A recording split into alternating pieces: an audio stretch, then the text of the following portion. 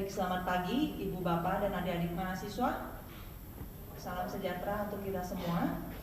Selamat datang di kampus Unika Atmajaya, kampus Semanggi, dan selamat datang di Kolita ke-17. Seperti yang tadi telah disampaikan oleh Ibu Becky, ini kita Sweet 17, ulang tahun ke-17. Jadi kita tepuk tangan untuk kita semua. Atas nama Panitia Kolita 17, saya mengucapkan terima kasih yang sebesar-besarnya atas partisipasi Ibu, Bapak, dan adik-adik mahasiswa yang telah mengirimkan abstrak dan makalah untuk dipresentasikan di Kolita ke-17. Tentu saja tanpa abstrak dan makalah yang masuk tidak pernah akan ada Kolita, begitu ya. Terima kasih juga kami sampaikan kepada pembicara kunci yang sebentar lagi akan sampai di Atmajaya, karena ini daerah Semanggi memang sulit sekali, belum ganjil genap dan sebagainya, sehingga mungkin terjebak macet. Jadi kepada Bapak Profesor Dr. Gufron Ali Ibrahim, beliau adalah Kepala Pusat Pengembangan dan Pelindungan Badan Pengembangan dan Pembinaan Bahasa Kemendikbud RI.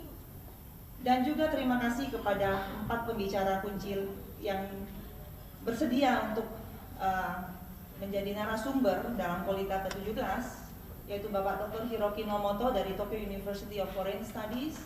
Kita berikan tepuk tangan. Lalu Bapak Dr. Robi Marlina dari Semiorel,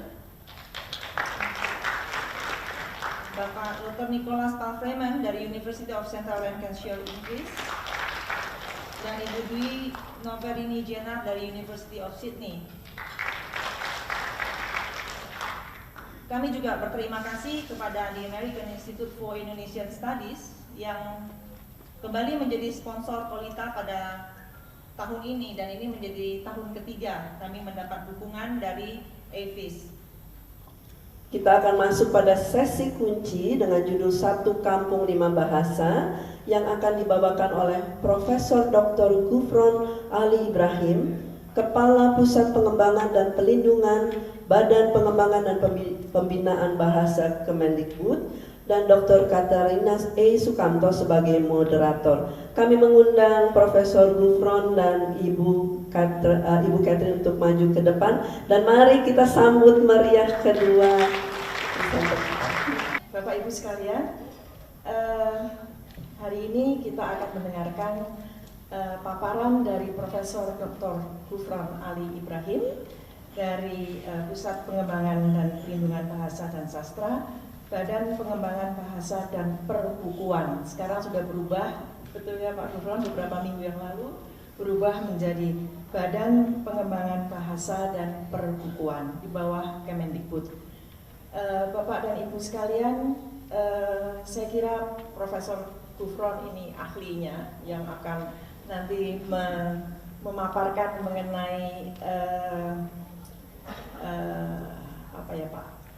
Sebetulnya kebinekaan ya yang ada di dalam satu kampung ya, di mana kebinekaan ini nampak pada masyarakat petuturnya, masyarakat pengguna bahasanya yang saling bisa berakomodasi dan bisa menggunakan alih kode dan sebagainya. Saya kira Bapak Ibu ingin sedikit mendengarkan mengenai latar belakang beliau. Beliau menamatkan pendidikan S1-nya di IKIP Manado tahun 1988, kemudian melanjutkan program magisternya di bidang ilmu linguistik dari Universitas Hasanuddin, dan dilanjutkan dengan program doktor di bidang ilmu yang sama, ilmu linguistik di Universitas Hasanuddin.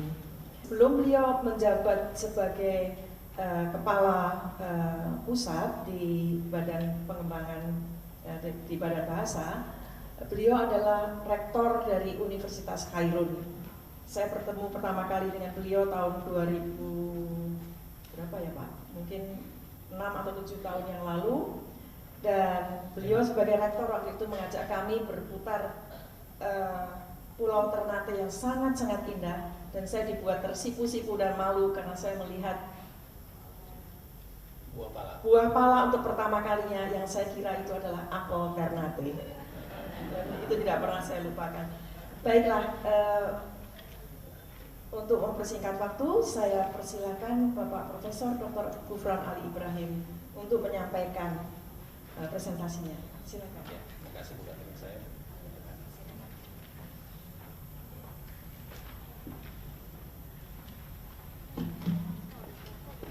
Terima kasih Bu Katrin. Selamat pagi, salam sejahtera untuk kita semua. Assalamualaikum warahmatullahi wabarakatuh. Saya gugup Bu Yanti, karena apalagi dengan label pembicara kunci, sementara saya sering dengan Bu Katrin, sahabat saya sebenarnya bukan ahli. Yang penjual kecap nomor 7 kira-kira seperti itu.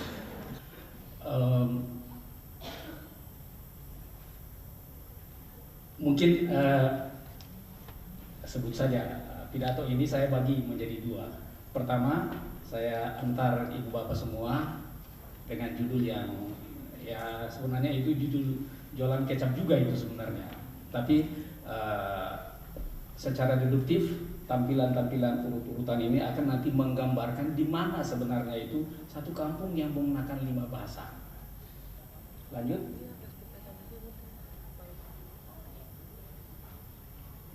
Badan Bahasa telah mencatat 668 bahasa di Indonesia. Paling mutakhir diluncur pada Oktober tahun lalu. Tahun ini kita akan lanjutkan dengan pemetaan lagi dan memastikan ini bisa tuntas dan bisa berakhir. Meskipun SIL atau SIL sekarang sudah ada 2 ya, ada Sulu Insan Lestari dan ada SIL. Angkanya bisa lebih dari itu, 719 kalau tidak salah. Tetapi itu angka yang telah kami selesaikan berkaitan dengan jumlah bahasa di Indonesia untuk 3 hal penting: nama bahasa, jumlah penutur, dan wilayah pakai. Status kebugaran sedang didorong berkaitan dengan semakin kesini semakin banyak bahasa-bahasa di dunia yang punah, terancam punah, tergerus, sekarat dan seterusnya. Itu menjadi parameter kembang. Nah, lanjut aja. Ya Indonesia sebenarnya. Lanjut. Nah, ini lingkaran ini mau saya arahkan untuk menunjukkan di mana satu kampung di Maluku Utara, atau sekarang sudah berubah status menjadi kelurahan, yang penduduknya 700 lebih orang, ada 300 lebih KK, tetapi mereka menggunakan 5 bahasa. Nah, ini di sini. Klik lagi.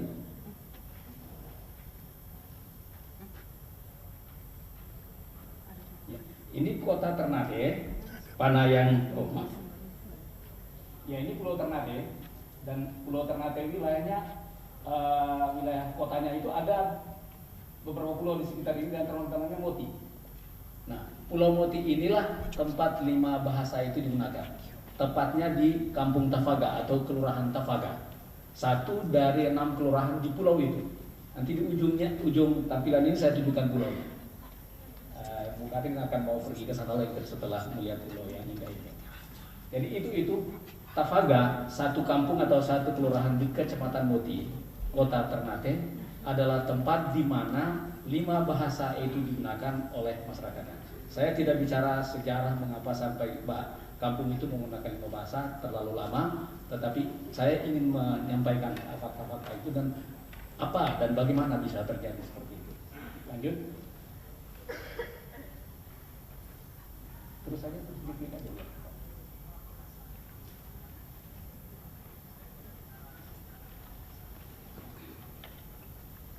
Di sini, ini namanya Pulau Moti di sini. Jadi arah selatan dari Ternate, perjalanan speedboat kurang lebih 1 jam.